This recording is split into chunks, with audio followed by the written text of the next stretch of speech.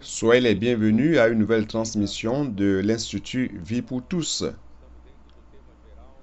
Nous sommes dans le thème général, Christ, le centre connecteur de l'œuvre de Dieu. Et nous sommes parvenus au message numéro 24, l'épître de Paul à Philémon, une histoire d'amour. Et la lecture biblique, c'est Philémon de 1 à 25. Malheureusement, dans la transmission des messages, il n'est pas possible de vous transmettre aussi la joie des frères qui sont ici. Pour ceux qui ne le savent pas, nous sommes à Natal, Rio Grande do Norte, pour la conférence régionale des églises de la région nord-est. Et notre joie ici, frères, est indescriptible.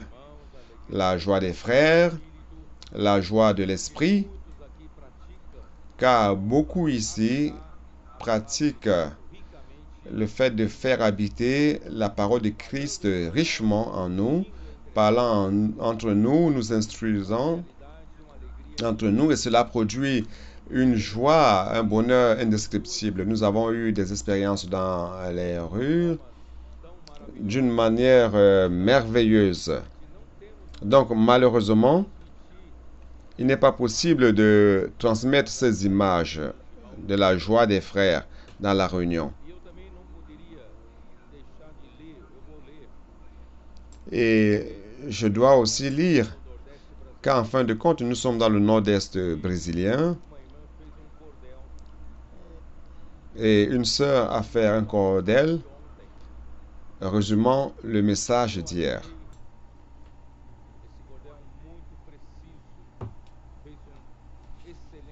J'ai trouvé ce cordel très précis, un excellent résumé du message d'hier. Puis-je le lire? La parole de Dieu est exprimée et ça a toujours un objectif qui est d'édifier sa maison. C'est le principal motif. C'est pour cela qu'il veut que nous soyons proactifs.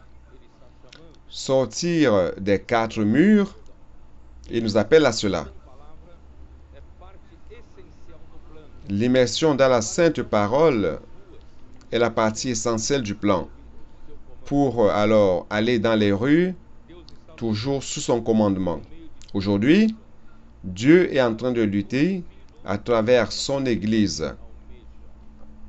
C'est pour ça qu'il l'a conduit à faire ce qu'il désire. Enfants et adolescents font partie de cette bataille. Cette nouvelle génération dans les rues, comme guerriers, sont simples, n'ont pas honte. C'est pour cela que de tels ouvriers, immergés dans la sainte parole, marchent sur les collines. Donc, nous ne croyons pas que ce soit un feu de paille, vu que la parole de Dieu, ni de loin, ne peut faillir. Ce sont les jeunes saints volontaires pour la bataille. Devant le bataillon, nous avons un général. La parole, c'est notre arme puissante, sans égale, pour lutter à ses côtés jusqu'au dernier souffle. Où se trouve le Seigneur, les batailles, les guerres sont vaincues. Si nous accueillons par la foi, la parole sauve des vies. Sa fragrance de vie et la couleur aussi, même pour les personnes qui veulent se suicider. Que vous le croyez ou non, Dieu est déjà en train de produire un réseau d'amour en nous, par la parole nous unissant. Et ce réseau a grandi avec les frères immergents. À l'exemple de certains jeunes enfants et adolescents, Aux adultes qui sont encore résistants, entre dans le fleuve, immerge et ne demeure pas sans croyance. Sa parole descend sur nous comme la pluie, et ce fleuve nous atteint d'une manière véloce et qui laisse l'ennemi chaque fois plus féroce. C'est pour cela que le moment est venu de se réveiller, de pousser le cri de guerre. Criez, criez et criez. Ne restez pas bouche bée.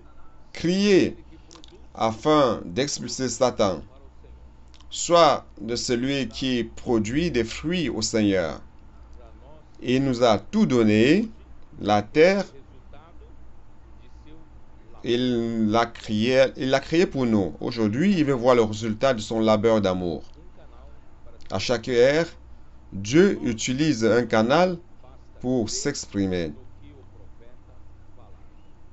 Il nous revient juste de croire à ce que le prophète dit. Ne permettez pas à ce que votre petitesse puisse douter de ses plans. Les pensées de Dieu ne sont pas nos pensées. Ses chemins élevés nous délivrent de la souffrance. Que penses-tu que qui tu es pour pouvoir remettre en doute ces pensées? Et si nous piétinons le terrain du vaillant, nous devons lutter de manière incessante. Prie pour ceux qui te parlent. Prie d'une manière diligente. Ce que nous vivons aujourd'hui, c'est quelque chose qui n'a jamais été vu auparavant.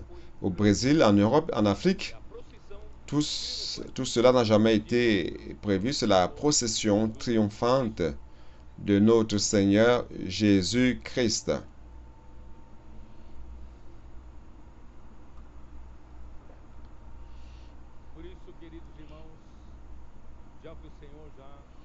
C'est pour cela que, bien-aimés frères, comme le Seigneur a déjà élevé nos enfants sans aucun préconcept, aucune idée préconçue, ils sont purs et simples. Nos enfants sont en train de prier pour des personnes et nos adolescents et préadolescents sont en train d'entrer aussi dans cette guerre avec tout, faisant l'immersion, la transcription de la parole, ruminant, amenant cela dans les rues, et non seulement dans les rues, mais aussi dans leurs écoles. Et ils sont en train d'influencer leurs parents, influençant aussi les adultes. Frères, que nos jeunes aussi ne résistent pas à l'exemple des adolescents. Allons aussi nous embraser. Allons former un bataillon. Et maintenant, les adultes, ne soyez pas un problème. Allons ouvrir notre cœur. Allons nous rendre au Seigneur, nous humilier, afin que le Seigneur puisse trouver un chemin en nous. Si vous avez besoin d'aide dans votre église, vous n'arrivez pas à changer le profil de la réunion, vous avez encore la manière conventionnelle de l'église, alors planifiez que durant un week-end, vous alliez au CPEV. Amenez les frères et les sœurs de votre église pour passer un week-end. Si vous avez un week-end prolongé, c'est encore mieux. Nous avons ici le CPEV 2 de Sapere. Ils ont arrêté d'être un CPEV dépressif. Maintenant, c'est un CPEV de guerrier avec l'esprit dans les hauteurs. Ça va changer votre vie. Si ton église n'a pas les moyens d'y aller car c'est trop loin, alors invite, parle avec les frères coopérateurs, parle avec la coopérative de ta région et qu'on puisse programmer quelques colporteurs. N'est-ce pas? Si vous êtes de Sahara, À Ceará, nous avons Expo Livre. Une équipe de colporteurs peut aller dans ta ville avec Expo Livre. Et vous des églises, vous pourriez aussi ainsi expérimenter cette prédication de l'évangile du royaume dans les rues. Et vous allez voir comment le surnaturel va se passer dans votre vie. Allons faire cela? Allons entrer dans cette bataille? Ne restez pas juste pour regarder. Allons changer notre pensée. Et que le Seigneur puisse renouveler notre pensée. Allant dans les rues, faisant le colportage, même si vous n'êtes pas un colporteur, vous pouvez avoir cette expérience. Cette pression de la rue vous amène à dépendre plus du Seigneur. Et vous allez voir comment l'immersion dans la parole fait toute la différence. Allons expérimenter cela? J'espère qu'à partir de cette conférence, frère, beaucoup de frères vont prendre des boîtes, des cartons de livres afin d'expérimenter le fait d'aller dans les rues avec votre famille. Frère, amenez un carton de livres avec vous, 120 kits. Mettez cela sur le fauteuil. Mettez ce carton près de la télévision. Et ta femme va se plaindre. Elle va dire, enlève ça de là, du salon. Et tu vas lui répondre, je vais l'amener, mais tu vas m'aider à vider ce carton. Nous allons ensemble dans les rues. Amenez vos enfants. Sortons ensemble. Frère, cette expérience va changer toute la vie de l'Église. Et votre Église peut amener avec elle 5-10 cartons. Nous devons avoir un peu plus de pression afin que nous puissions sortir de notre manière conventionnelle et que chacun puisse goûter au surnaturel dans les rues. Qu'en pensez-vous? Et allons travailler avec nos adolescents. Vous pouvez vous dire, nous avons peu d'adolescents dans la ville. Saviez-vous que l'église de Saint Louis n'avait que 2 adolescents? Ils ont travaillé, ils sont allés chercher dans les rues. Le saviez-vous? Et ils ont pris les amis, les camarades de classe des adolescents et aujourd'hui ils sont à 50-60 adolescents. En moins de... ça ne fait même pas 2 mois. Hein? Donc frère, il n'y a pas d'excuse. Il y a une personne fameuse qui a dit que celui qui écoute oublie.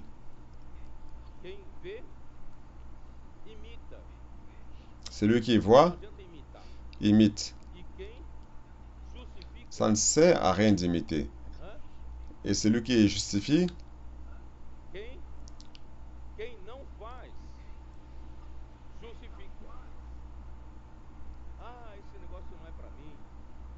c'est celui qui ne fait pas justifier. Il dit, ah, ça c'est pas pour moi, c'est parce qu'il ne fait pas.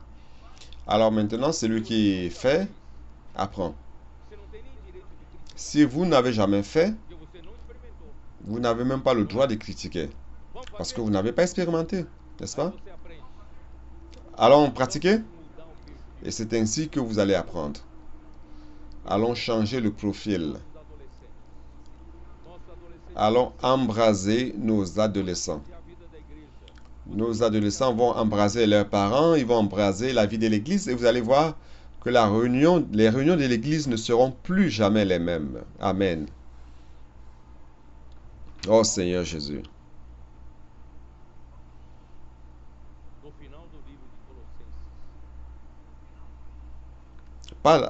Paul, à la fin du livre de Colossiens, je l'ai dit hier,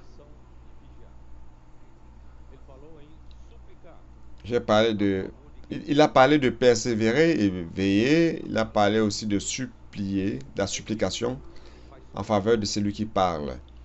Car c'est la parole de Dieu qui accomplit toute l'œuvre de Dieu. Frère, c'est elle qui donne la direction à l'Église et qui amène l'Église comme armée à avancer. C'est un ordre. Et il nous dit de nous comporter avec sagesse par rapport à ceux qui sont à l'extérieur. Frère, cela est merveilleux. Chaque jour, nous sommes en contact avec ceux de l'extérieur, que ce soit dans votre lieu de travail ou dans votre quotidien. Certainement, vous allez aussi dans les boulangeries ou dans les stations-service ou dans les boutiques, vous faites des achats. Vous êtes en contact chaque jour avec ceux de l'extérieur. Et principalement, lorsque vous faites le colportage, vous priez pour les personnes. Donc, vous devez savoir comment vous comporter avec ceux de l'extérieur. Comment nous comporter avec sagesse, frère? C'est en nous remplissant de l'esprit et en faisant Christ habiter, en faisant la parole de Christ habiter richement en nous. Donc, frère, l'immersion dans la parole, c'est un grand cadeau, un grand présent que Dieu a donné à chacun de nous. Il ne s'agit pas de changer de comportement ou d'apprendre des techniques de relation. Mais frère, il s'agit de se remplir de l'esprit afin de ne plus vivre par la chair et de ne plus vivre par notre homme naturel, notre vieil homme. Mais nous pouvons nous remplir de l'esprit, nous remplir de la parole de Christ, parlant entre nous et nous instruisant et nous conseillant mutuellement. Je l'ai déjà dit en d'autres lieux, frère, lorsque j'étais à la faculté d'ingénierie, je rends grâce à Dieu car j'ai été un bon élève et beaucoup de camarades de classe me demandaient à leur enseigner certaines matières qu'ils ne comprenaient pas. Et je me suis rendu compte qu'en enseignant les autres, j'apprenais plus.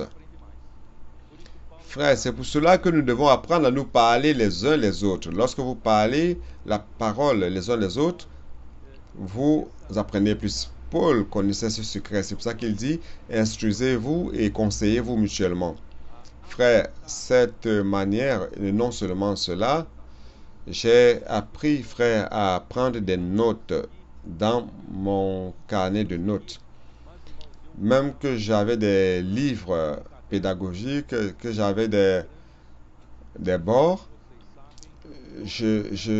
j'aimais toujours acheter ces grands carnets.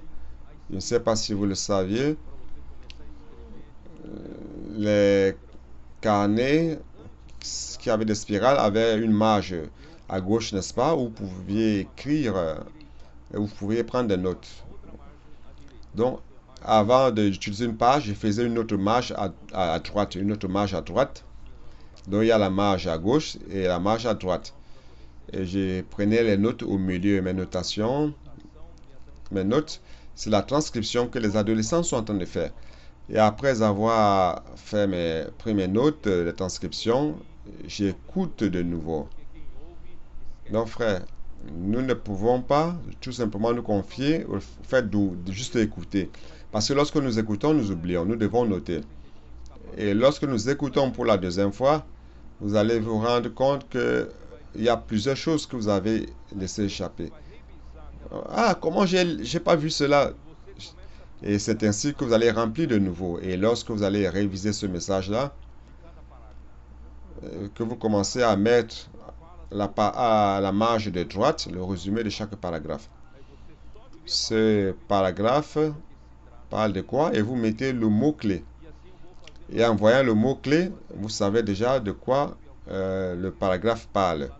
Et ainsi, vous prenez les notes, vous mettez des mots-clés, certaines phrases à droite. Et vous écoutez de nouveau. Et c'est ainsi que l'inspiration vient. Et lorsque l'inspiration vient, frère, je mets cela à la marge de gauche. Waouh, Dieu m'a parlé. Ça, c'est pour moi. Et je mets dans la marge de gauche. Frère, lorsque j'ai déménagé, j'ai mis ça dans la boîte. Un jour, je vais apporter ce carnet et vous montrer. Frère, ça fonctionne. Je vous conseille, vous les jeunes, vous connaissez le frère André donc, il a des difficultés pour écrire. Il a des difficultés avec ses mains. Mais même comme cela, il prend des notes lui-même. Il prend ses notes de ses propres mains, de sa main droite, qui n'est pas la meilleure main. Sa meilleure main, c'est la main gauche. Mais il note. Parfois, il prend 1 jour, 2 jours, 3 jours pour prendre toutes les notes. Mais il est persévérant. frère, parce qu'en autant, vous gagnez 2 fois. Frère, c'est pour cela que nous devons être diligents dans les choses du Seigneur. Ainsi, vous allez vous comporter avec sagesse dans votre quotidien, avec ceux de l'extérieur. Vous allez prêcher l'évangile avec le puis-je prier pour vous. Vous allez utiliser la parole prophétique dans laquelle vous avez immergé et voir que ça fonctionne. N'utilisez pas votre manière naturelle de faire les choses. Tous les frères qui sont allés au Pâques reviennent avec le même témoignage. Beaucoup d'entre eux sont des leaders dans les églises, des frères responsables. Ils savent traiter toutes les situations de l'église, ils savent prier, ils savent donner des conseils aux couples, des conseils aux jeunes. Mais lorsqu'ils sont dans les rues, puis-je prier pour vous? Oui, oui, allez-y. Alors, quel est le sujet des prières? Ah, j'ai un problème dans le mariage. Et ainsi, vous commencez à prendre vos dossiers de vos archives, de votre mémoire. Vous vous dites, je vais prier de la manière dont je sais, en donnant des conseils au couple. Et ça ne fonctionne pas. Frère, mais lorsque vous utilisez la parole prophétique, bien que apparemment c'est comme si ça n'a rien à voir avec ce que la personne a demandé, mais quand vous priez, la personne vous dit, c'est exactement ce dont j'ai besoin. Donc frère, ne vous confiez pas en vos habiletés. Dieu veut nous délivrer de la sphère de la terre. Dieu veut nous amener à le servir dans la sphère céleste, dans la sphère spirituelle. Pour cela, frère, nous devons croire en la parole prophétique. C'est pour cela que la parole est si importante pour nous. Nous devons prier pour celui qui parle. Frère, que votre parole soit simple, agréable et tempérée de sel, afin de savoir comment répondre à chacun. Donc, frère, nous vivons ici sur terre afin que Dieu puisse produire quelque chose parmi nous. Et parlant de ma situation, ici parle de Tichik de Onésime. Hier, je l'ai dit, le produit final du ministère de Paul, c'est de produire un beau réseau d'amour. La relation entre Paul et les églises de Colosse, de Laodicée, de Hierapolis, et aussi avec ces jeunes coopérateurs. J'ai des coopérateurs aussi, donc Tichik et Onésime qui étaient esclaves, qui a été sauvé et qui est devenu utile entre les mains du Seigneur. C'est de cela que je veux parler aujourd'hui. Et à la fin, il dit, Aristarque vous salue, il était macédonien, et dans la tumulte à Éphésin, il a souffert à la place de Paul.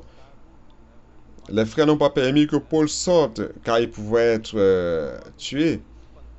Et Aristarque, le macédonien, probablement a été battu à la place de Paul.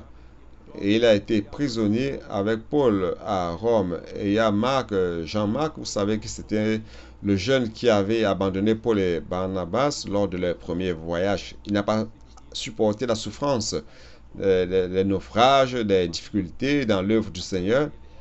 Et ce jeune est retourné sous la jupe de sa mère, Marie, dont la maison était à Jérusalem. Mais nous rendons grâce au Seigneur. N'abandonnez jamais, ne désistez jamais d'un jeune, même s'il vous a déçu, même qu'il est tombé plusieurs fois, mais le Seigneur peut perfectionner chacun. Ce Jean-Marc a été très utile à la fin. Il est devenu un compagnon de Paul et il a écrit il était avec Pierre aussi, et selon le récit de Pierre, il a écrit l'évangile de Marc. Et non seulement cela, il y a Jésus le juste, le seul de la circoncision, qui était un avec Paul, et aussi Epaphras, qui était un coopérateur de Paul dans la région de Colosse, qui était aussi avec Paul. Et cette préoccupation que les églises avaient par rapport à Paul, c'est très beau cela. Et à la fin, Luc, c'était un médecin qui prenait soin de la santé de Paul. Je ne savais pas si Luc était avec lui jusqu'à la fin, mais dans 2 Timothée, il est montré que Luc était avec lui lorsque Paul s'en allait à la fin de sa vie. Donc, cela montre que le ministère de Paul, ce n'est pas un ministère de blablabla, ce n'est pas un ministère de doctrine, ce n'est pas un ministère de tout simplement enseigner, qui consiste à enseigner tout simplement la Bible, de donner des études bibliques. Non, c'est un ministère qui produit la vie. C'est un ministère qui produit des relations d'amour. C'est un ministère qui fait la volonté de Dieu et qui tisse un tissu d'amour parmi ceux de l'Église. C'est pour cela que, frère, celui qui parle de la part de Dieu est très attaqué. Paul a été très attaqué. Satan a essayé de confondre la seule parole de Dieu à cette époque-là pour son Église. Je veux que ce soit clair pour vous. Je ne suis pas en train de dire que Dieu a tout simplement une seule bouche dans son corps. Il est clair qu'il a une bouche, mais cette bouche est collective. Cette bouche commence par un canal, n'est-ce pas? Vous vous rappelez de Apocalypse 1:1? Allons lire, allons lire. Vous pourriez dire que je suis en train d'inventer. Je n'invente rien. Allons-y. Apocalypse 1, verset 1. Révélation de Jésus-Christ que Dieu lui a donné pour montrer à ses serviteurs les choses qui doivent arriver bientôt et qu'il a fait connaître par l'envoi de son ange à son serviteur Jean. Ce groupe de serviteurs, vous vous rendez compte ici, Dieu veut leur donner la révélation. Dieu veut leur donner la révélation. Pourquoi? Afin qu'ils prophétisent dans les églises, n'est-ce pas? Donc ici, il y a un groupe qui représente une bouche collective dans le corps du Christ. Donc Dieu veut révéler à un groupe de personnes qui seront des prophètes, qui vont prophétiser dans l'église. Seulement, cette révélation, Dieu l'a donnée à Jean, seulement à Jean. Et à travers Jean, il communique à ce groupe de serviteurs qui transmettent à l'Église ce que Jean a dit.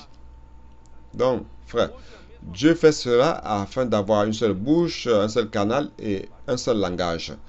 Aujourd'hui, c'est la même chose aussi, frère. Vous avez plusieurs prophètes qui sont ici. Plusieurs prophètes dans l'Église. Tous ces prophètes, frères, sont la bouche du corps de Christ. Seulement, ces différents prophètes ne professent pas leur propre parole, mais professent la parole que le Seigneur a notifiée à Jean. Alors, Jean transmet, et ce groupe de prophètes transmettent fidèlement cela à l'Église. Ce n'est pas leur propre parole. Vous allez vous dire, mais attendez, que tu es en train d'inventer, n'est-ce pas? Allons donc dans 2 Timothée 2:2.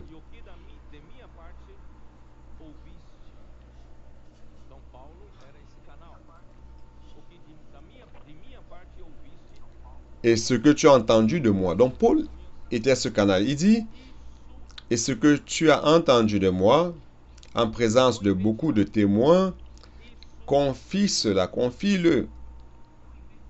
N'invente rien. Confie-le.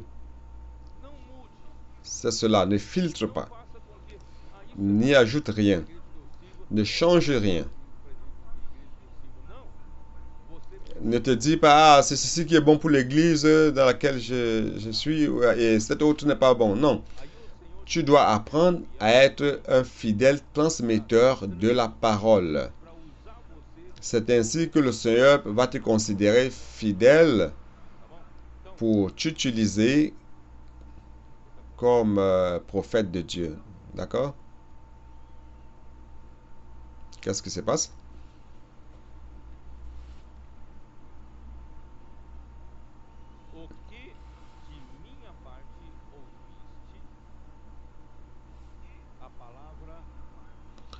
Et ce que tu as entendu de moi,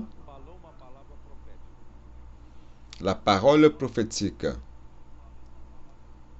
Paul a parlé une parole prophétique.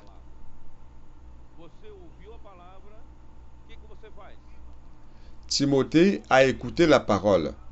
Tu as écouté la parole, alors qu'est-ce que tu fais? cela même, la manière que tu as entendu, cela même, transmets-le, confie-le, cela même, confie-le ou transmets-le. Frère, nous avons une tendance à filtrer. Nous avons une tendance à penser que je peux juger que ceci est bon ou cela n'est pas bon. Mais frère, il dit, confie-le à des hommes fidèles et qui soient capables de l'enseigner aussi à d'autres. Donc frère, celui qui écoute, s'il est le prophète, il transmet fidèlement ce qu'il a écouté. Il doit transmettre aussi à ceux qui sont fidèles et capables. Ça ne sert à rien de jeter des perles aux pourceaux ou aux porcs. Ils ne vont pas apprécier la parole de Dieu. Donc, frère, vous devez transmettre à ceux qui apprécient la parole de Dieu. À ceux qui apprécient, ceux-là vont transmettre également, comme tu le fais. Ils vont transmettre à d'autres d'une manière fidèle et idoine. Donc, frère, allons briser ce paradigme. Dans l'Église, il y a plusieurs prophètes qui servent de bouche. Le Seigneur les a établis comme bouche. Seulement, ces nombreux prophètes ne suivent qu'une seule parole. Et ils transmettent fidèlement une seule parole. Romains 12 dit la même chose.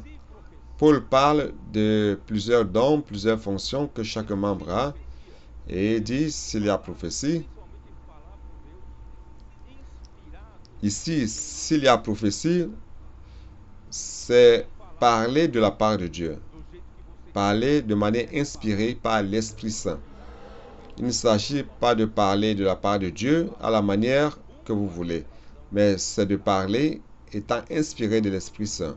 C'est ce que Paul faisait. Il parlait selon la révélation que Dieu lui donnait.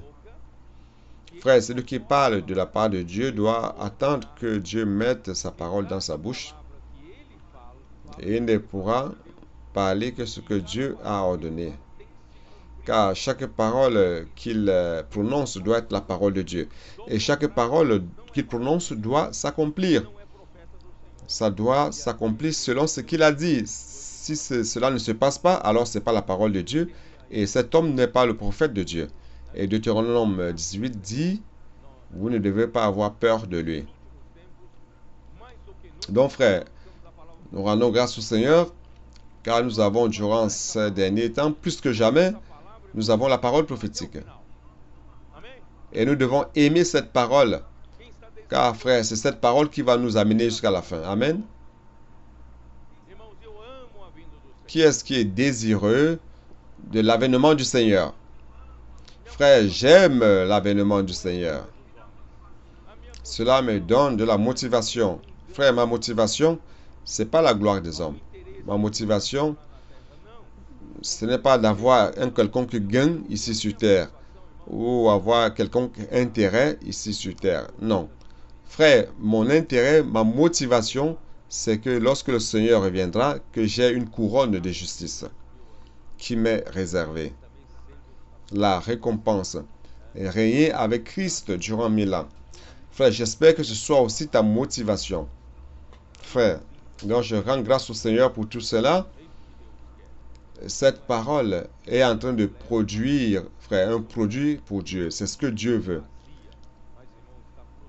Il ne s'agit pas des choses vides ou une théologie vide. Mais frère, c'est en train de produire une réalité.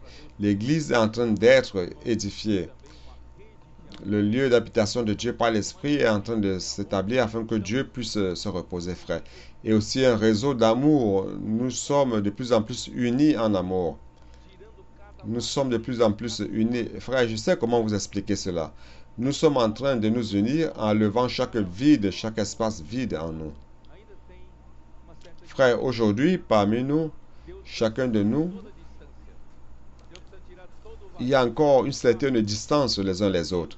Dieu veut enlever toute distance, tout vide, tout espace, les fils, afin qu'un tissu soit de bonne qualité. Ces fils doivent être bien ajustés, bien coordonnés, bien compactés, bien proches les uns des autres. Regarde autour de toi et dis à ton voisin, Dieu veut me rapprocher davantage de toi.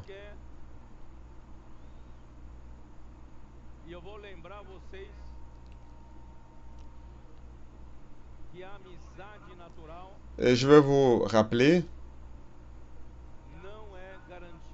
que l'amitié naturelle n'est pas une garantie. Seulement l'amour, seul l'amour de Dieu nous unit avec perfection. C'est pour cela, frère, que nous devons utiliser l'amour de Dieu qui vient par la parole, qui vient par l'immersion, et que la parole de Christ puisse habiter richement en nous. Donc, frère, ce message, c'est le message 24. Vous avez vu qu'au message 23, nous avons terminé Colossiens. Pourquoi dans le message 24, j'ai sauté pour aller à Philémon? Vous pouvez vous dire, mais Pedro, Philémon, ce n'est pas Colossiens. Tu es dans un autre livre. Saviez-vous que Philémon a été écrit à cause de l'épître aux Colossiens? Et par le fait que Paul ait mentionné Onésime. Lorsque Paul mentionne Onésime, il a été obligé d'écrire l'épître à Philémon.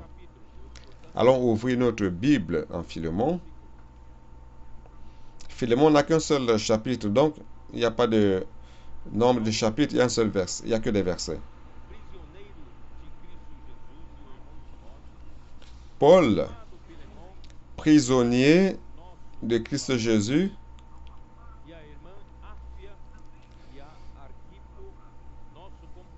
et le frère Timothée à Philémon, notre bien-aimé et notre compagnon d'œuvre, à la sœur Aphia, à Archippe, notre compagnon de combat, et à l'Église qui est dans ta maison, que la grâce et la paix vous soient données de la part de Dieu, notre Père, et du Seigneur Jésus-Christ.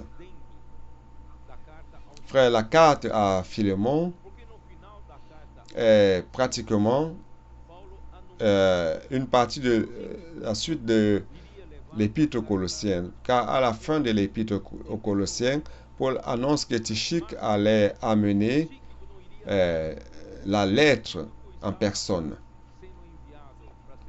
Mais Tychik n'allait pas tout seul. Tychik était envié comme porteur de la lettre avec Onésime.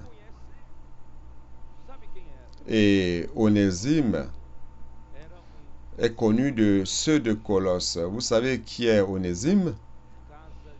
Onésime était un esclave qui avait fui de la maison de Philémon. Philémon était son seigneur, son maître. Donc il fallait que Paul puisse donner plus d'explications et de recommandations à Philémon. Car Philémon était certainement très ennuyé. Bon, je vais expliquer, vous allez comprendre mieux.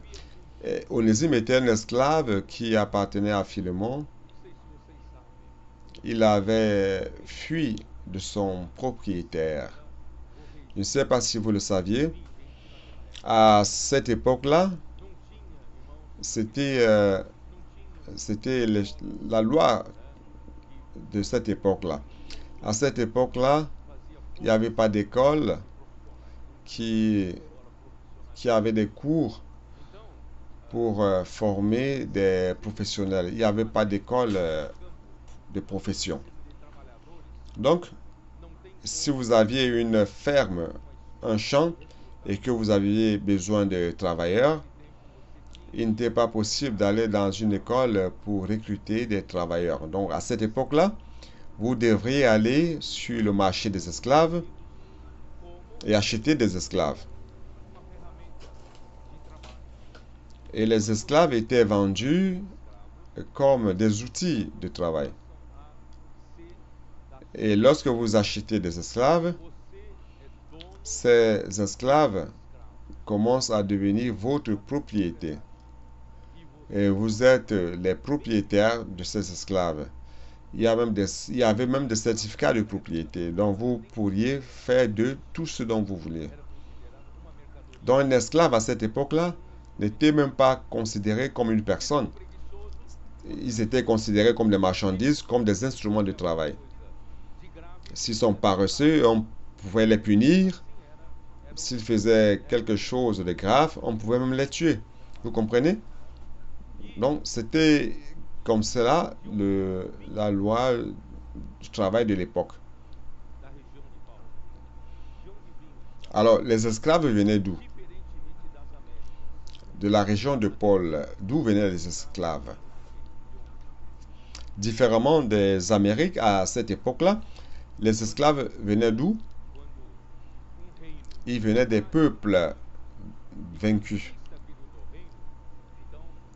Lorsqu'un royaume envahissait un autre royaume et qu'il conquérait cet autre royaume, ils amenaient comme butin toutes les richesses de ce royaume déchu et les personnes étaient amenées dans le royaume vainqueur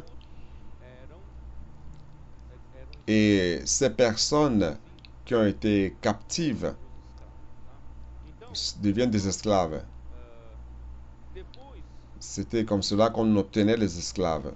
Donc, frère,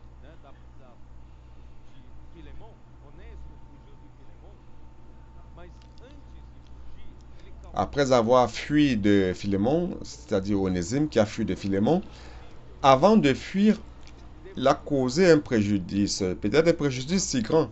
Il est très probable qu'il ait volé Philémon, qu'il ait amené avec lui une somme d'argent ou qu'il ait fait autre chose pour s'enfuir. Il a dû causer un préjudice si grand et amener cela comme provision pour pouvoir survivre. Et il allait donc à Rome. Généralement, ces esclaves qui fuient des champs, des plantations, vont dans une grande ville, dans une grande métropole. Et à cette époque-là, Rome était cette grande métropole. Et il allait donc à Rome, certainement pour survivre, pour de l'argent de Philémon. Donc, frère, lorsque Paul a écrit disant que Onésime sera avec Tychique pour amener cette épître, cette lettre à Colosse, premièrement, ça allait engendrer un problème. Ceux de Colosse savent que Onésime était un fugitif.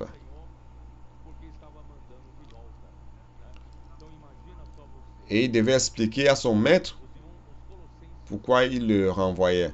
Donc imaginez donc, les Colossiens vont questionner Paul. Qu'est-ce que tu fais? Un esclave qui a causé du tort à un de nos frères, qui a volé un de nos frères, qui a fui, il est digne de punition sévère. Il serait même digne de mort. Et maintenant, tu le renvoies ici avec toute grande pompe, à grande pompe, et tu le ramènes avec grand honneur. Vous vous rappelez comment Paul a écrit dans Colossiens? Voyez donc comment Paul écrit. Verset 4, verset 9, il dit ceci. Je vous l'envoie avec Onésime, le fidèle et bien-aimé frère, qui est des vôtres. Ils vous informeront de tout ce qui se passe ici. Et Paul appelait cet esclave fugitif, il l'appelait bien-aimé frère, fidèle et bien-aimé frère. Donc à partir de cela, ça surgirait déjà des questionnements entre les Colossiens. Les gens vont dire, Paul, tu es injuste, un frère qui a volé notre frère, qui a causé un grand préjudice, et tu le renvoies et tu l'appelles, tu le traites de fidèle et bien-aimé frère. Donc vous comprenez qu'il était nécessaire que Paul écrive cette épître à Philémon pour apporter des éclaircissements. Oh Seigneur Jésus. Après que Onésime était dans les rues de Rome divagant par-ci par-là, et par la providence divine, il a rencontré Paul et Paul lui a prêché l'évangile. Cet esclave fugitif s'est converti et non seulement il s'est converti, Mes frères, il est devenu quelqu'un de très utile à Paul. Il est devenu même un coopérateur de Paul. Voyez donc, frère, sa conversion a été si forte. Donc, il a commencé à servir Paul dans la prison. Et Paul voulait même qu'il demeure à Rome pour continuer à le servir. Mais il n'était pas juste que Paul le retienne sans premièrement résoudre le problème qui était encore en suspens avec Philémon. Vous comprenez, Paul pouvait bien dire, je vais rester avec Onésime, car il m'est très utile ici, mais il ne pouvait pas faire cela. Pourquoi? Parce que Onésime était une propriété de Philémon. Vous devez comprendre le contexte de cette époque-là. C'était comme cela. Donc, Onésime était une propriété de Philémon qui est devenu très utile à Paul à Rome, mais Paul devait le renvoyer pour résoudre le problème qui était encore en suspens. Et après, avec le consentement de Philémon, il pourrait le renvoyer de nouveau pour servir Paul. Vous comprenez? Voyez donc l'humanité de tout cela. Donc le motif de l'épître, c'était pour mieux expliquer la situation. Et ça avait comme objectif que Philémon puisse le recevoir et l'accueillir, non plus comme un esclave, mais comme un frère. Pour vous, c'est facile d'écouter cela. Mais pour Philémon, ça n'a pas dû être facile. Vous imaginez, à cette époque-là, avec le concept d'esclavage, et tout d'un coup, un esclave a causé du tort, car certainement, il avait beaucoup d'autres esclaves. Et tout d'un coup, un esclave qui a causé un préjudice si grand à son maître revient avec tous les honneurs. Comment les autres esclaves allaient penser? Qu'est-ce qu'ils allaient penser? Vous imaginez le problème que cela pourrait causer, hein? Et tout d'un coup, il est reçu de nouveau dans la maison de Philémon. Aucun esclave n'entre dans la maison de son maître s'il n'y est pas invité. Et tout d'un coup, il va entrer dans la maison de Philémon pour participer à la réunion dans sa maison. Avec Philémon en disant, oh Seigneur Jésus. Amen, alléluia. Et les autres esclaves vont dire, mais c'est quoi cette histoire-là? C'est lui qui a causé des problèmes et il revient et il est en haut. Ça, c'est pas juste. Donc, frère, pour Philémon, pour que Philémon puisse le recevoir de nouveau, cela était déjà difficile. Pour que Philémon l'accueille de nouveau, cet esclave fugitif, et ne pas le punir, et ne pas le tuer, frère, c'était déjà une très grande chose. Donc, Paul a dû écrire une épître. Nous allons lire rapidement cela. Paul a dû écrire une épître presque en suppliant, s'il te plaît, Philémon, à mon nom, reçois-le comme un frère. Vous savez. Et Paul n'était pas en train de prêcher contre l'esclavage. Paul n'est pas entré dans le côté politique de l'esclavage. Frère, nous n'entrons pas dans la politique. Dieu s'occupe des choses, il sait de tout. Mais dans chaque régime, nous devons chercher à être justes. Nous ne devons pas chercher, nous devons chercher à agir selon l'esprit et selon la parole. Donc, Paul n'était pas en train de prêcher l'abolition de l'esclavage. Non, il ne s'est pas mêlé de cela. À l'époque, c'était légal. Mais il manifestait la compassion qui se trouve dans l'humanité de Christ, dans le splancnon de Christ. Nous devons manifester cette compassion qui est à l'intérieur de nous par rapport à toutes les personnes des classes sociales différentes des nôtres. Ne les regardons pas d'une autre manière parce qu'ils sont d'une autre classe sociale. Frères, nous devons utiliser le splancnon de Christ pour vivre la vie de l'Église. Sinon, la vie de l'Église va séparer les gens selon les classes sociales. l'élite sociale s'est réunie ensemble, les autres groupes séparés. Non, frères, nous sommes des frères. Je rends grâce au Seigneur. Donc, frères, cela montre clairement ce que Paul parle dans Colossiens 3:11. Allons jeter un coup d'œil. Colossiens 3:11, Paul dit, il dit selon l'image, dans le nouvel homme, il n'y a ni grec, ni juif, ni circoncis, ni incirconcis, ni barbare, ni scythe, esclave, ni libre. Donc dans le nouvel homme, il n'y a pas cette séparation, il n'y a pas cette distinction. Mais Christ est tout et en tous.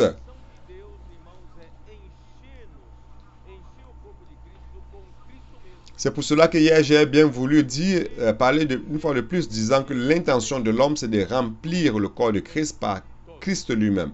Christ va nous remplir, jusqu'à ce que Christ soit tout en tous. Il va nous remplir de quoi? Il va nous remplir de la parole.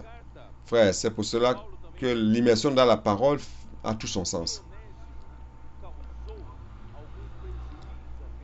Dans l'épître, Paul mentionne aussi que si Onésime a causé un quelconque préjudice à Philémon, Paul se met comme garant d'Onésime, disposé à prendre en charge tous les dommages. Imaginez donc, si Onésime a causé des torts, des dommages, je vais l'assumer, mettre cela sur mon compte. Vous voyez donc l'humanité de Paul. Frère, c'est une très belle histoire d'amour qui prouve que lorsque nous recevons l'écoulement du fleuve de vie, frère, nous ne recevons pas tout simplement des doctrines. Nous ne recevons pas seulement les connaissances bibliques, mais nous recevons quoi? Nous recevons Christ comme grâce, comme réalité, avec tous les attributs divins de la justice, la sainteté, la gloire de Dieu. Frère, nous recevons l'essence de Dieu. Dieu est lumière, Dieu est amour. Nous recevons l'Esprit même. Afin de faire quoi? Afin d'être remplis de Christ. Que Christ habite dans nos cœurs. Que la parole de Christ puisse habiter richement en nous. Et, frère, nous avons reçu l'évangile des insondables richesses de Christ. Cela, c'est dans Éphésiens 3, verset 8. Nous avons reçu Christ afin qu'il habite dans notre cœur. Assumons le contrôle de notre âme et nous enracinant dans l'amour de Dieu. Vous vous rendez compte de cette séquence? L'écoulement du fleuve vient, de la grâce vient, nous recevons les richesses insondables de Christ. Nous recevons Christ à travers la parole et à travers l'immersion dans la parole, frère. Quoi d'autre? Nous faisons en sorte que Christ puisse prendre contrôle de ma pensée, émotion et volonté. Car le mystère de la volonté de Dieu, c'est que Christ puisse être la tête sur toutes choses, mais premièrement, il doit être la tête de son Église. Frère, c'est pour cela que si ma vie et la tienne n'est pas encore gouvernée par Christ, et que j'ai encore la liberté de faire tout ce que je veux, alors, frère, je suis encore bien loin. Je veux que Christ habite dans mon cœur, que la parole de Christ habite richement en moi, de manière à ce que je n'ai plus de liberté de penser ce que je veux, avoir des émotions, aimer ce que je veux et prendre les décisions que je veux. Je dois être totalement gouverné par le Seigneur. C'est ainsi que nous allons comprendre quelle est la largeur, la hauteur, la profondeur et la largeur, hauteur, profondeur et hauteur de Christ. Et ainsi, avec tous les saints, nous allons comprendre la dimension et comprendre l'amour de Christ qui excède tout entendement. Et ce n'est que de cette manière-là, frère, que nous allons être remplis. Chaque vide sera rempli. La distance qui existe encore entre un frère et toi, c'est un vide. Permettez à Christ de remplir cela. Il va remplir, remplir, remplir, jusqu'à mettre fin à la distance entre nous. Permettons à Christ de remplir. Oh Seigneur Jésus. Et qu'est-ce que nous allons devenir? La plénitude de Dieu. Et nous serons la plénitude de celui qui remplit tout en tous. Et de cette manière, frère, l'Église est édifiée. Dans Éphésiens chapitre 4. Hein? Je vais lire. Allons-y. Éphésiens chapitre 4.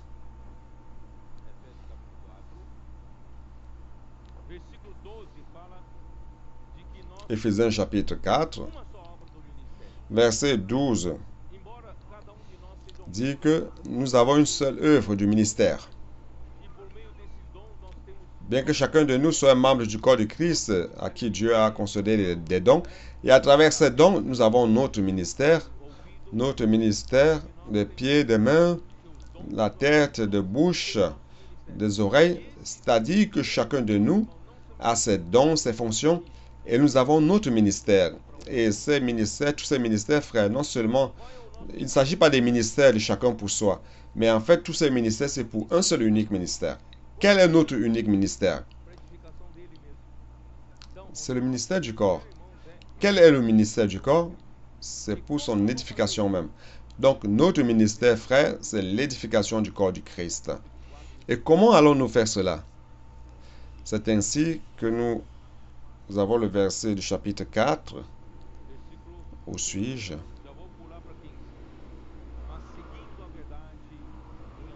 Verset 15. Je vais sauter pour aller au 15. Mais que, professant la vérité dans l'amour, nous croissions en tous égards en celui qui est le chef, Christ.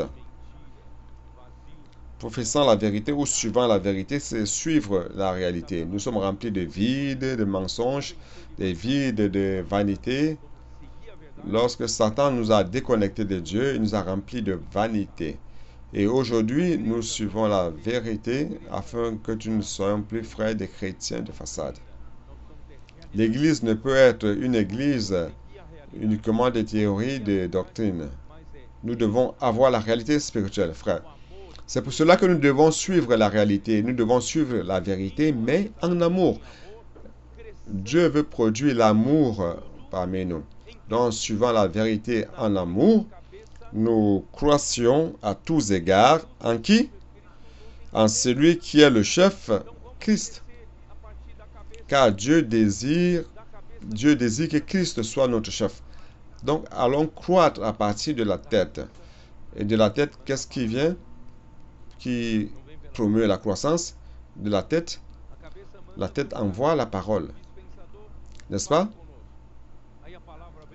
La tête qui envoie ce que le canal dispensateur nous parle. Et quand la parole vient, qu'est-ce que nous faisons?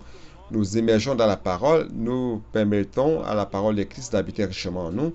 Nous faisons Christ habiter en nous, dans notre cœur, parlant entre nous, nous remplissant de l'esprit. Frère, c'est ça le secret. Nous retournons toujours au même point. Nous devons croire en celui qui est tout. Christ est la tête. Et le verset 16, c'est là où je veux en venir, c'est de lui, il dit, à partir duquel tout le corps c'est vous et moi, nous sommes tous membres du même corps, de qui tout le corps, bien coordonné et formant un solide assemblage. Ici, coordonné et solide assemblage nous renvoie à la parole coalescer. Coalescer en français. Coalescer, ça veut dire unir d'une manière intense, formant une seule pièce. Et ça donne l'idée d'un tissu, des fils les fils de chaîne qui sont verticaux et les fils de la trame qui sont horizontaux. Mais tous les fils sont entrelacés. Vous avez déjà vu une machine à tisser? Les fils verticaux viennent,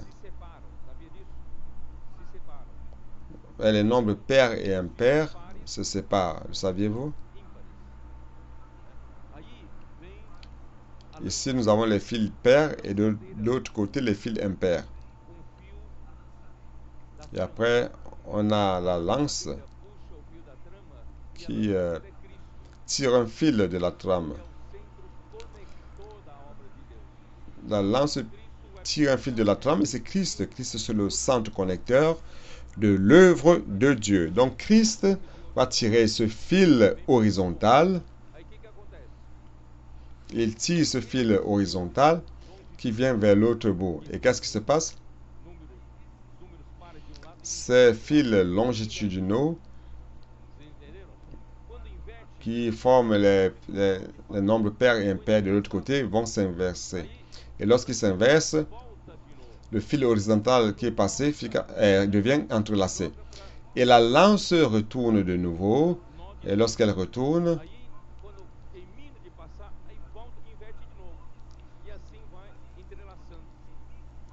elle amène le fil de nouveau et après, les fils sont inversés de nouveau. Et c'est ainsi que l'entrelacement se passe. Christ est en train de faire ce travail par la parole de Christ qui habite en nous. Seulement, frère, un bon tissu, une bonne machine à tisser ou un atelier de tissage doit avoir des fils de haute qualité. Car pour que les fils soient bien ajustés et bien consolidés, bien compactés, frère, les fils doivent être bien étirés, oui ou non? Si les fils ne sont pas de qualité, lorsque vous étirez, les fils se coupent. Les fils doivent être de qualité qui parviennent à s'étirer. Non seulement ils doivent être résistants, comme je l'explique, mais ils doivent être aussi fins. Lorsque les fils sont fins et lorsqu'ils sont ajustés les uns les autres, il y a moins de vide. Je pense que c'est en train d'apparaître là, n'est-ce pas? Donc ça laisse moins de vide. Le saviez-vous? Pourquoi il y a encore du vide entre vous et moi? Frère, nous devons remplir ces vides. Donc les fils doivent être bien ajustés, bien coordonnés. Donc plus nous suivons la vérité dans l'amour, en croissant en Christ, plus nous sommes coordonnés, plus nous formons un solide assemblage. Nous sommes compactés, servant ensemble. Frère, c'est incroyable. Ces leaders, certains qui sont là, sont allés au Pâques. Dans la semaine où ils sont allés, ils vivaient ensemble, ils souffraient ensemble dans les rues.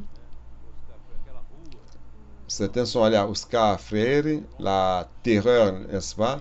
Cette rue-là, frère, c'est une rue de magasins très chic, très cher. Quand vous demandez aux gens, puis-je prier pour vous, puis-je prier? Les gens font, non, non, non, non. Et tous ont connu la même souffrance, mais frère, ils ont eu une expérience merveilleuse, surnaturelle, extraordinaire. Frère, le meilleur de tout, ce n'est pas seulement ces expériences. Le meilleur, c'est que lorsqu'ils ont terminé les 3, 4 jours, 5 jours, où ils étaient ensemble, entre eux-mêmes, l'amour a grandi. Ils ont commencé à regarder les uns les autres d'une manière différente quand ils sont arrivés. Pourquoi? Parce que sans vous en rendre compte, en pratiquant la parole ensemble, l'immersion ensemble, aller dans les rues ensemble, frère, l'amour croît.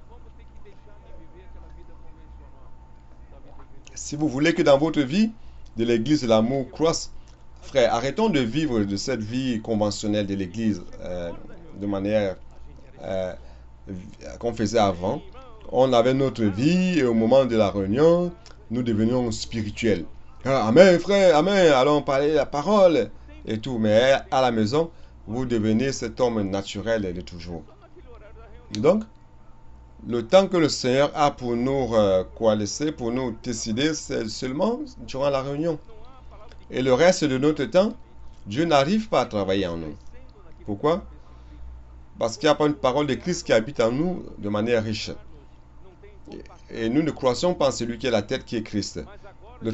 La machine à tisser ne fonctionne pas, ça ne nous consolide pas, ça ne nous met pas en contact fil contre fil. Mais nous rendons grâce à Dieu avec l'immersion dans la parole, prêchant l'évangile ensemble, mari et femme faisant habiter richement la parole de Christ en eux. Frère, non seulement durant les réunions, que nous sommes entrelacés, mais aussi dans notre quotidien, dans le mariage. Les parents et les enfants, les adolescents qui disent aux parents, Papa, on n'a pas fait l'immersion aujourd'hui. Les enfants qui disent aux mamans, Maman, tu n'as pas prié pour cette personne. C'est cela, n'est-ce pas? Nous avons nos propres enfants qui viennent pour nous demander. C'est très bon cela. Frère, nous devons tisser ce tissu chaque jour de notre vie. Ainsi, le Seigneur pourra revenir très tôt. Sinon, frère, vous allez vivre une vie religieuse. Et cela, on trompe les frères, n'est-ce pas? Parce qu'on a une façade spirituelle. Donc, il n'y a aucune exigence de vivre par l'esprit ni d'habiter, que la parole de Christ habite richement en nous, parce qu'il n'y a aucune pression. Mais aujourd'hui, c'est différent. Nous accélérons les pas. La réalité spirituelle est en train d'augmenter très rapidement en nous. L'amour est en train de croître en nous. Qui s'est rendu compte que durant ces derniers temps, l'amour de Christ a grandi en vous? Qui? Regardez les uns les autres avec qui vous servez. Regardez celui avec qui vous servez. Est-ce que l'amour a grandi, oui ou non? C'est ça que Dieu est en train de faire, frère. Oh Seigneur Jésus.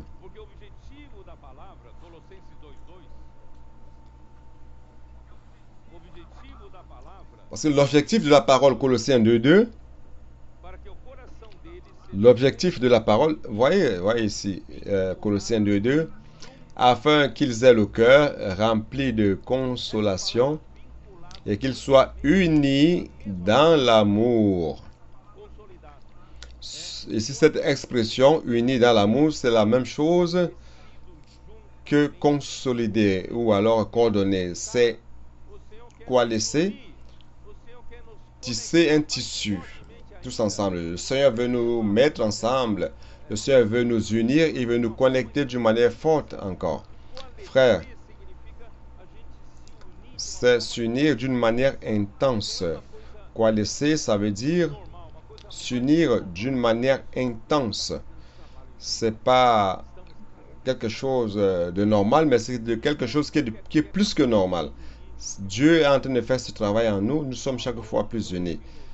Et le seul qui est capable de nous unir, frère, c'est l'amour. L'amour, c'est la seule chose qui peut nous unir avec perfection. Cela pourquoi c'est dans Colossiens 3:14. Jetez-y un coup d'œil. Mais par-dessus toutes ces choses, revêtez-vous de l'amour qui est le lien de la perfection. La version que j'aime mieux dans cette traduction, c'est la version de la Bible juive complète. Pour ce verset, la version Bible juive complète dit que l'amour est la seule chose qui nous unit avec perfection. Frère, cette lance qui passe par là, par ici, par là, l'immersion dans la parole, parlant parmi nous, qu'est-ce qu'il est en train de faire? En fait, c'est l'amour. Lorsque vous voyez Christ, c'est l'amour que vous voyez. L'amour, c'est la seule chose qui est capable de nous unir avec perfection. Frère, abandonnons, ça va faire sortir de nous toute inimitié, toute colère, toute indifférence, toute inimitié. Le Seigneur va jeter tout cela et nous unir chaque fois plus. Maintenant, je vais entrer dans Philippiens proprement parler. J'ai lu les premiers versets. Philémon, je parle de Philémon. J'ai dit Philippiens, n'est-ce pas?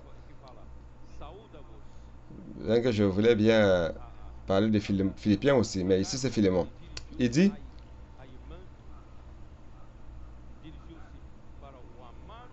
donc dans l'épître, il s'adresse au bien-aimé Philémon, notre coopérateur, et à la sœur Afia, et à Akib, notre compagnon de lutte, et à l'église qui est dans ta maison. Frère, comment cette épître est une épître personnelle? Ce n'est pas une épître pour l'église.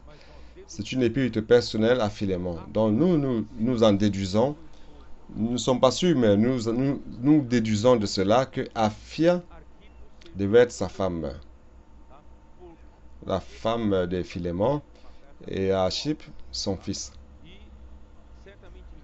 Parce que cette épître, c'est une épître personnelle.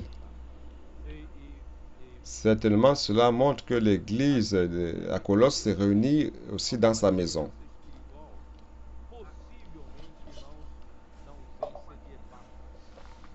Donc, Archippe devait exercer un certain leadership spirituel, certainement à l'absence d'Épaphras. Vous savez qu'Épaphras était avec Paul à la prison. Vous vous rappelez? Il était avec Épaphras lorsqu'ils ont écrit en parlant de la salutation lorsque Paul était en prison à Rome. Donc, à l'absence du leadership d'Épaphras, il est possible que Archippe était fidèle dans cette fonction, prenant soin de l'Église. Les actions de grâce, Paul met en exergue l'amour et la foi de Philémon par rapport au Seigneur Jésus et par rapport à tous les saints. Parce qu'ici au verset 4, il dit, « Je rends continuellement grâce à mon Dieu, faisant mention de toi dans mes prières, parce que je suis informé de la foi que tu as au Seigneur Jésus-Christ et de ton amour pour tous les saints. » Frère, cette salutation, c'est l'une des uniques où Paul mentionne l'amour avant la foi. Car cette épître est écrite dans la sphère de l'amour. Dans la version portugaise, ça vient avant, l'amour vient avant la foi. Donc il parle d'abord de l'amour. Donc la prière de Paul, c'est que la communion de la foi de Philémon puisse produire la pleine connaissance. Et il dit de l'amour. Donc la foi, cela nous apporte toutes sortes de bénédictions spirituelles dans les lieux célestes et résulte dans la connaissance de l'amour de Christ qui excède tout entendement. Je ne sais pas si vous avez compris. J'ai parlé, je ne sais pas si vous avez compris. Frère, lorsque par la foi, vous avez accès à toutes sortes de bénédictions spirituelles dans les lieux célestes, vous recevez un jet d'eau de la grâce. Lorsque le fleuve de la grâce coule jusqu'à vous, ce que vous recevez, qu'est-ce qui reste après? C'est l'amour. Vous recevez quoi? Christ lui-même. En résumé, Christ, c'est l'amour de Christ, c'est l'amour de Dieu. Et vous allez ainsi connaître l'amour de Christ qui surpasse tout entendement. Et vous serez rempli de Christ jusqu'à la plénitude de Dieu. Frère, rien de cela est doctrinal. Ça peut ressembler à une doctrine, mais ce n'est pas de la doctrine, c'est la réalité. Et cela se passe en vous et en moi aujourd'hui, durant ces jours. L'amour de Philémon a apporté à Paul un grand encouragement et joie, car il a encouragé le cœur de saint. Donc je vais lire.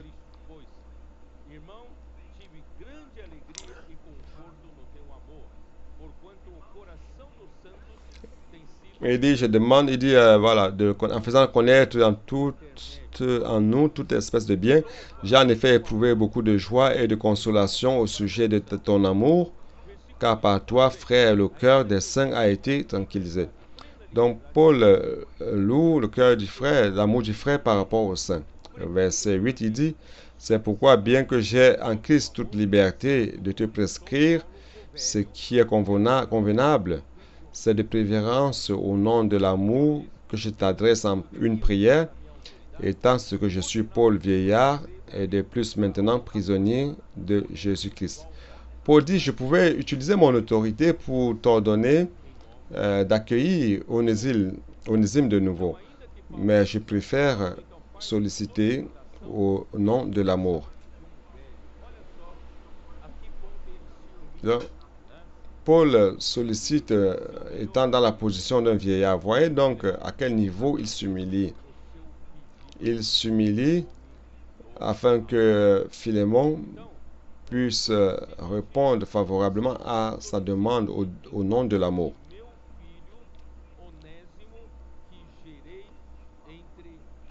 Il dit, je te prie pour mon enfant que j'ai engendré, étant dans les chaînes, Onésime. Paul, par l'évangile, a engendré Onésime. Et Paul a pris soin de lui. Paul a pris soin de lui comme d'un enfant. Imaginez donc, il n'avait pas de famille, il n'avait personne, et Paul a pris soin de lui. Cela prouve, frère, que ce qui se passe lorsque quelqu'un rempli de l'amour de Dieu prêche l'évangile, et qu'il prend soin de cette personne, c'est par amour. Et un tissu d'amour est confectionné, et cela entrelace Dieu, Paul et Onésime. Vous voyez quelque chose de beau.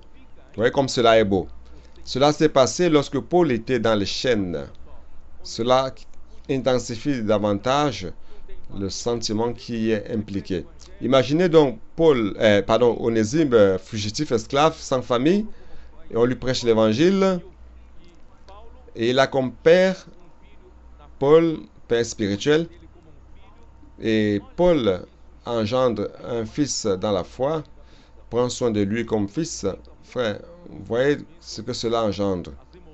Et Paul au milieu de la prison, cela intensifie beaucoup le sentiment, les émotions, n'est-ce pas?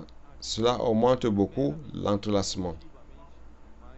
Et certainement, Paul n'a pas agi tout simplement d'une manière émotive, mais il a alimenté par la parole.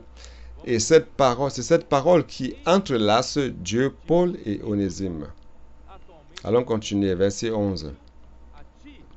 Qui autrefois t'a été inutile, mais qui maintenant est utile à toi et à moi. Frère, le nom Onésime signifie utile. Paul ici a fait un jeu de mots. Avant, il était inutile. Paul a fait une prose, n'est-ce pas? Un cordel. Avant, il était inutile, mais maintenant, il est utile non seulement à toi, mais à moi aussi. Vous voyez la certitude que Paul avait de ce que lorsque Onésime, en retournant vers Philémon, lui serait utile. Je te le renvoie à lui, mes propres entrailles. Oh frère, quelle merveille. Il était en train de renvoyer un esclave qui avait volé son maître, et maintenant cet esclave est devenu son frère, son bien-aimé fils dans la foi, bien-aimé enfant dans la foi, et Paul était en train de le renvoyer comme si cela lui déchirait le cœur. Paul le renvoyait avec la douleur dans le cœur. Cela montre comment Paul aimait cet esclave fugitif. Oh Seigneur Jésus. Voyez donc, nous nous rendons compte de l'intensité et la véracité de l'amour engendré dans la relation spirituelle. Frère, cela doit aussi se passer dans la vie de l'Église aujourd'hui. Cela doit se passer aussi parmi nous. Peu importe nos relations, frère. Peu importe les défauts que nous avions dans le passé ou les déceptions que nous avons causées dans l'Église. Frère, nous pouvons aujourd'hui engendrer un réseau d'amour. Cette relation intense d'amour, cela, frère, est tout simplement engendré en suivant la vérité par l'amour et en croissant en celui qui est tout, Christ, qui est la tête de l'Église. Ainsi, Christ peut nous entrelacer par la parole. Voyez l'importance de l'immersion dans la parole. Nous plongeons dans cette parole. Oh Seigneur Jésus. Verset 13. J'aurais désiré le retenir auprès de moi pour qu'il me servît à ta place pendant que je suis dans les chaînes pour l'évangile. J'aurais aimé qu'il reste avec moi afin de me servir à ta place. Comme si tu avais envoyé Onésime pour me servir à ta place. Et j'aurais été très reconnaissant. Toutefois, je n'ai rien voulu faire sans ton avis, afin que ton bienfait ne soit pas comme forcé, mais qu'il soit volontaire. Donc, Paul voulait que Onésime lui servît comme réponse de la relation d'amour qui existe entre les deux. Ça, c'est un tableau si beau, mais cela ne se passe que dans l'Église. Ce tableau ne se passe que dans l'Église. Oh Seigneur Jésus. Dans l'entendement de l'époque, Onésime était l'esclave de Philémon, dont il était le propriétaire de son maître. Et Paul a respecté son droit de propriétaire. Vous comprenez? Je ne peux pas prendre ta voiture en disant cette voiture m'est très utile. Je vais donc prendre cela pour moi. Non, vous devez remettre cela au propriétaire. Frère, à cette époque-là, c'était comme cela. Onésime était une propriété de Philémon. Onésime m'est utile. Je ne vais pas rester avec lui. Non. C'est la propriété d'une autre personne. Je vais le renvoyer à cette autre personne. Et si cette autre personne me le donne pour l'utiliser, je serai reconnaissant. C'était comme cela. Verset 15. Peut-être a-t-il été séparé de toi pour un temps, afin que tu le recouvres pour l'éternité. Je crois que tu vas rester avec lui pour toujours. Et même voulant rester avec Onésime pour la trouver meilleure, qu'il reste pour toujours avec Philémon, mais non plus comme esclave. Verset 16. Non plus comme un esclave, mais comme supérieur à un esclave, comme un frère bien-aimé, de moi particulièrement et de toi à plus forte raison, soit dans la chair, soit dans le Seigneur. C'est-à-dire que tu dois le traiter non plus comme un esclave, mais encore plus qu'un esclave, supérieur à un esclave, comme un bien-aimé, un frère bien-aimé de ma part, et à plus forte raison comme ton frère. Traite-le comme un frère bien-aimé, ton frère bien-aimé, car tu as plus forte raison encore de le traiter comme cela plus que moi. Si donc tu me tiens pour ami, reçois-le comme moi-même. Waouh, quelle lettre! Vous vous rendez compte? Quelle lettre! Il a fait tout cela pour un esclave. Est-ce qu'il mérite tout cela? Oh frère, j'ai jamais vu Paul écrire avec tant d'insistance, avec toute humilité, exhortant quelqu'un pour recevoir un autre. Regardez donc la relation d'amour qui est née parmi eux. Frère, pourquoi je parle de tout cela? Cela montre ce tissu d'amour que Dieu est en train de faire parmi nous. Dieu est en train de nous unir. Non seulement dans la chair, mais dans le Seigneur. C'est facile de dire dans le Seigneur, n'est-ce pas? Je t'aime dans le Seigneur, mais dans la chair, je ne parviens pas à t'aimer. Frère, ici, Paul est en train de supplier dans la chair et dans le Seigneur. Verset 17, il dit ceci. Si donc tu me tiens pour ami, reçois-le comme moi-même. S'il t'a fait quelque tort, ou s'il te doit quelque chose, mets-le sur mon compte. Vous feriez cela? Je ne connais pas la taille de la dette qu'il a envers toi, mais mets cela sur mon compte. Oh Seigneur Jésus. Et il dit, moi Paul, je l'écris de ma propre main. Je payerai. Il a écrit de sa propre main. Parce que ces épîtres, il demande souvent à quelqu'un d'écrire à sa place. Mais cette fois-ci, il dit, je l'ai écrit de ma propre main. Je payerai comme une note de garantie. Je payerai. Pour ne pas te dire que tu te dois toi-même à moi. En fait, Philémon doit sa vie à Paul. Paul l'a sauvé. Il s'est converti par la prédication de Paul. Donc en fait, Philémon doit même la vie à Paul. Mais Paul n'était pas en train de réclamer cela. Bien, il aurait pu le faire. Mais il ne fait pas cela. Il ne réclame pas de cette dette. Il dit, si tu dois quelque chose, je paierai. Et dit, oui, frère, que j'obtienne de toi cet avantage dans le Seigneur. Tranquillise mon cœur en Christ. Rends-moi joyeux. Réponds-moi oui Dis-moi que tu vas bien le recevoir. Voyez donc cette insistance de l'apôtre par rapport à un esclave. Oh Seigneur Jésus.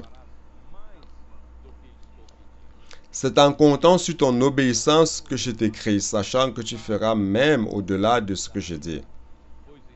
En même temps, prépare-moi un logement, car j'espère vous être rendu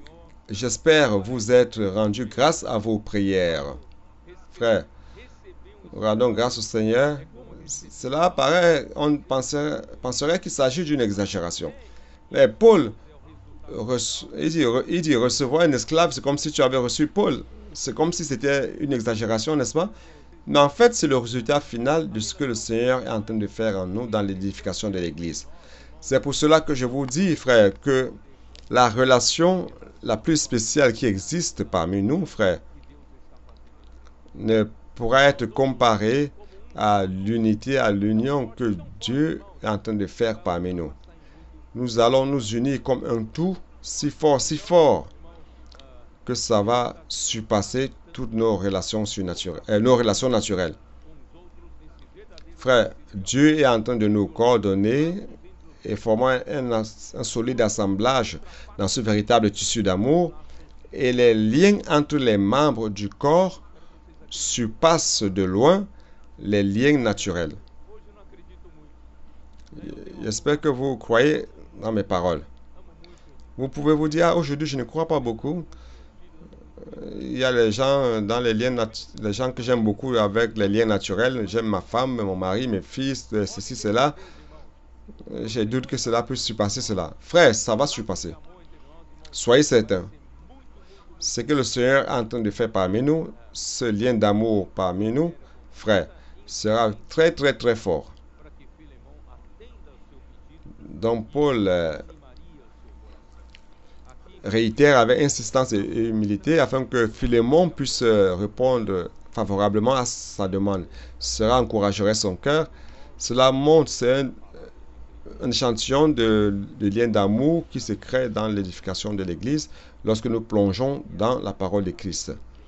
Lorsque nous faisons habiter richement en nous la parole de Christ, et cette réalité est en train de se passer parmi nous. La salutation finale de Paul. Qu'est-ce qu'il dit? Épaphras, mon compagnon de captivité en Jésus-Christ salue.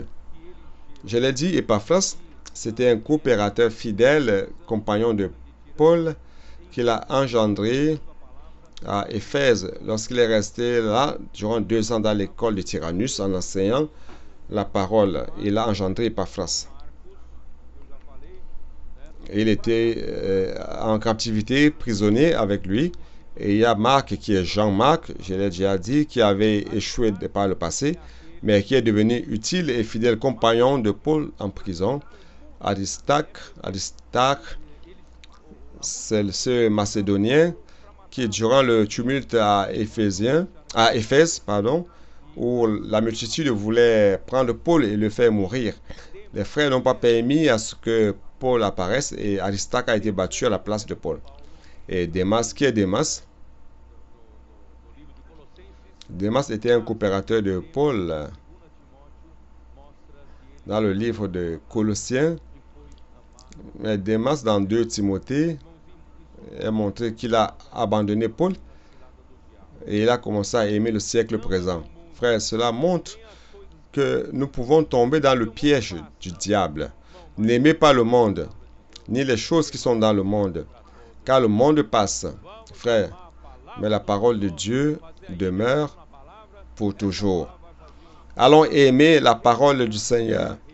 Faisant l'immersion dans la parole, cette parole va faire un travail qui va résulter en un réseau d'amour. Et Luc, mes compagnons d'œuvre. Luc, je voudrais lire avec vous 2 Timothée pour terminer. 2 Timothée 4, pour vous montrer que Luc est resté jusqu'à la fin. Luc 4, 11. Luc seul est avec moi. Luc seul est avec moi. Ici, dans 2 Timothée, frère, Paul était déjà, il était prisonnier par l'empereur Néron, et là c'était différent. Il était fait prisonnier dans une situation misérable. On l'a gardé comme un criminel. Ceux qui étaient en relation avec le criminel seraient aussi faits prisonniers et certainement tués aussi. Et c'est pour cela que probablement tous ceux de l'Asie avaient abandonné Paul. Mais Luc ne l'a pas abandonné. Luc a pris soin de sa santé jusqu'à la fin parce que Luc était médecin. Alors, qu'est-ce que je vais vous dire à la fin? Dans 2 Timothée, tous ceux de l'Asie ont abandonné Paul. Tous. Voyez quelle tristesse. Lorsque j'ai écrit dans un des messages, quand je préparais le message, j'ai pleuré. Je me suis dit, mais c'est pas possible. C'est lui qui a été si fidèle à toi, fidèle à l'Église, les frères qui ont reçu tant de biens, de bénéfices, il a dispensé de manière fidèle, il a souffert toutes sortes de malentendus, de persécutions, parce qu'il a été fidèle et qu'il parlait la vérité. Et à la fin, tous ceux de l'Asie l'ont abandonné. C'est pour cela, frère, que je crois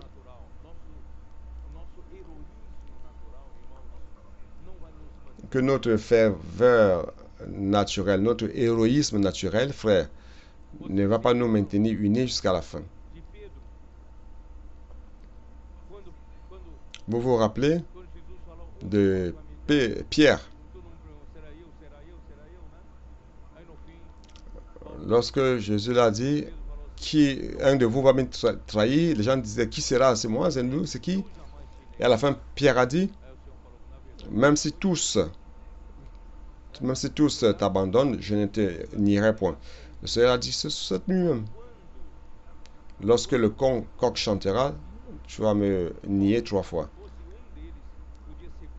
Frère, lorsque vous êtes dans un danger de mort,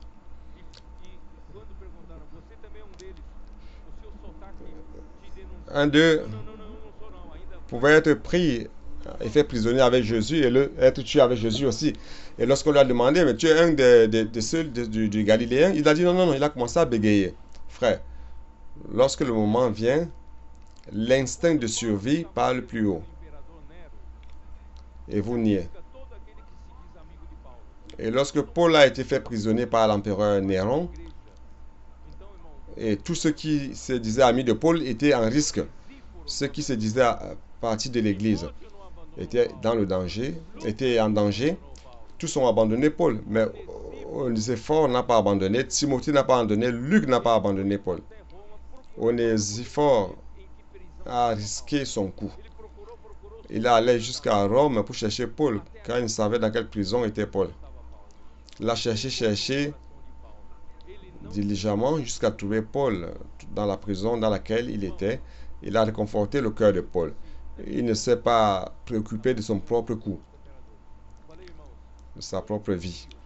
C'est pour cela que j'ai dit dans ce voyage à Manaus, dans la communion avec les frères, j'ai dit, frère, je n'ai pas confiance quand un coopérateur me dit, je suis avec toi jusqu'à la mort. Je ne me confie pas à cela. Car au moment où nous allons voir, on sera éprouvé, l'instinct de vie sera très fort. Mais je me confie à la vision du corps. Si le frère a la vision du corps, s'il voit que nous sommes les membres organiques du corps, cette vision nous donne la sécurité. Je ne sais pas si vous comprenez ce que je veux dire. Vous allez ruminer après cela. Frère, allons voir la réalité du corps. Cela se passe parmi nous. Cette réalité nous maintient ensemble. Nous serons inséparables. Ce n'est pas par l'héroïsme, mais par la vision, par la réalité. La réalité de ce tissu d'amour. Ça, c'est solide. Ça, c'est réel. Ça, c'est concret. L'amour qui a été travaillé parmi nous, il viendra un moment où on ne pourra plus enlever cela. Que Dieu vous bénisse. Amen.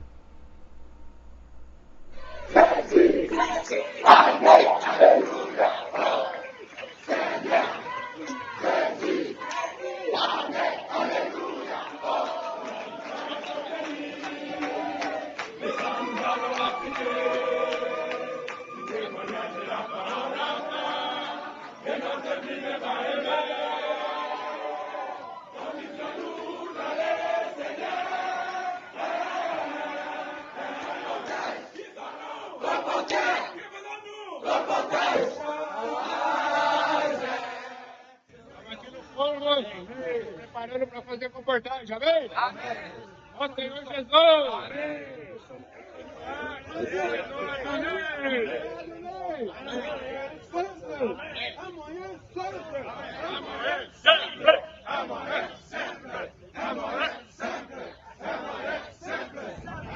Pegando o carro aqui, ó, para comportagem.